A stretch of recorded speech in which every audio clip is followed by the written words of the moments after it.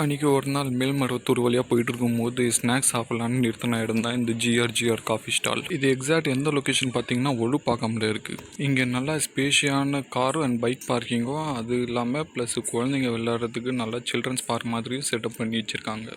இங்கே வந்து ஒரு டிஃப்ரெண்ட் எக்ஸ்பீரியன்ஸ் கிடச்சிட்டு இருக்கு. இங்கே நல்லாவே ஸ்பேஷியாகவே இருக்குது சொல்ல போகணுன்னா.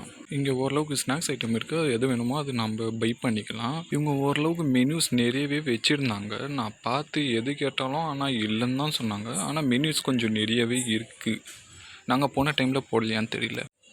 நாங்கள் 2 பிளேட் பஜ்ஜியும் 4 டீயும் ஆர்டர் பண்ணி வெயிட் பண்ணிகிட்டு இருந்தோம். பஜ்ஜி வந்துடுச்சு. பட் பஜ்ஜியோட டேஸ்ட்டுன்னு பார்த்தா எனக்கு அந்தளவு கம்ஃபர்டபுளாக இல்லை. அதாவது கடலை மாவில் மைதா மாவு கலந்த மாதிரி ஒரு ஃபீல் இருந்தது. பஜ்ஜியோட டேஸ்ட் அந்தளவுக்கு இல்லை.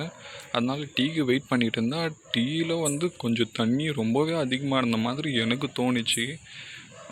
மேபி நாங்கள் போன டைமில் அப்படி இருந்திருக்கலாமோ அப்படின்றது ஒரு ஃபீல் எனக்கு.